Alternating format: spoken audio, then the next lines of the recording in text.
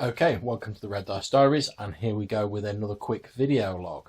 Now, I've not done one of these for a while, so what have I been doing in the last week in terms of roleplay? Well, I ran the second session of my Star Wars Red Hand of the Empire trilogy, very much enjoyed that.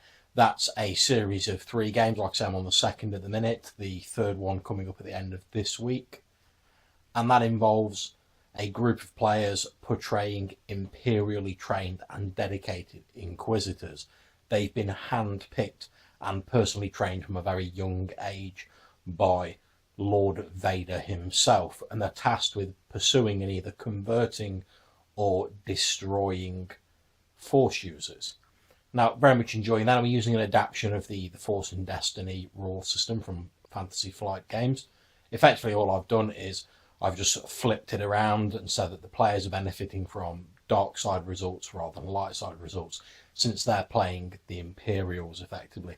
And that seems to be working reasonably well. I'm doing it as the 3 sessions. Each of them is a snapshot at a different point of the career of these Inquisitors. The first was when they were still in training. The one we've just done is when they're junior Inquisitors, just about ready to become fully fledged. And the third session is going to be when they're fully fledged Inquisitors with lightsabers, etc., loads of equipment, more XP, and they're going to be going out on their first mission to track down and either convert or kill a Force user on the planet of Varda 6. The added wrinkle of this, since a lot of it's been fairly sort of combat-y so far, is that they have to maintain peaceful relations with the planet's overlord, Garuda the Hutt, whilst they do so. And anyone who watched my original campaign, Terror on the Outer Rim, may recognise the name of Garuda the Hutt, since he was featured quite heavily in that campaign, although this is set somewhat before the eventual events of that campaign. Okay, now to get to the main part of this video, I'll just say I've just run the second session of my Three Brothers D&D 5th edition campaign, and I'm very much enjoying that. I'm finding I'm enjoying it a lot more than I originally thought I would. I'm not the world's most massive fan of level-based systems. I ran some 3.5. I've got a few Pathfinder books, never really got into it though. I even ran some 4th edition, which I quite enjoyed as far as sort of skirmish level miniatures gaming goes. Not really my bag, but I can see the attraction. And I've recently started 5th edition. Before I ran this game, I played in 1 session of 5th edition, which was like a trap fest dungeon that Rob the Swamper Davis ran, and that was very nice of him to run that, and that was with Thashifs and Alex Gillett, aka Captain Gothnog. Very much enjoyed that, and decided, after some discussion with people, everyone was saying that I run quite a lot of these weird and sort of wacky campaign settings, which I do, especially in one-offs, because I enjoy the Fate system, as any of you who've watched my videos probably know, and they tend to promote these wide and wacky sessions, but they don't really lend themselves to campaign play, unfortunately, with a few exceptions such as Jade Punk, which I have very much enjoyed running. So I decided what I'd try and do is I'd try and run it as near as possible to a traditional fantasy D&D game as I could, using all the stuff out the core rulebooks and only the core rulebooks, and just to try and make it a bit of entertaining and put a little bit of my own spin on it. So I'm not going to spend ages going on and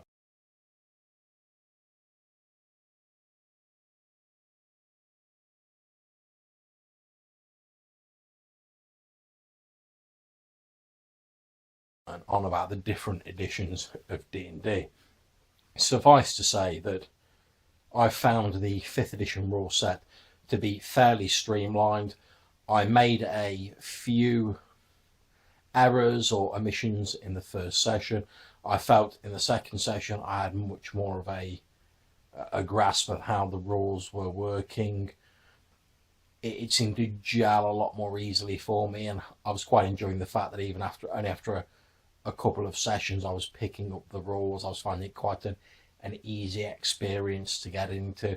Now, I'm helped with this by the fact that both Rob and Thashifs have played a lot of D&D 5th ed, and they've both been kind enough that if I need to consult them for the rules rather than flicking through the many pages of the core books, which is something I hate doing to break up game sessions. They've both been very generous in helping me out over a few sticky points, so that's been a great help. But even without that, the rules themselves seem to lend themselves to being picked up very quickly. I mean, in essence, you're talking about ability checks, skill checks, and saving throws, and that's pretty much it. Now, aside from a few things which I have no intention of memorising, like all of the spell effects and stuff like that, I may eventually put together some cheat sheets for the players' spells, but at the minute I'm mostly relying on the players to keep track of their character sheet and tell me what and if their spells do according to the effects in the book. And I personally feel that's how it should be. As a GM, I expect to have a fair amount of work to do. Of course I do, the GM.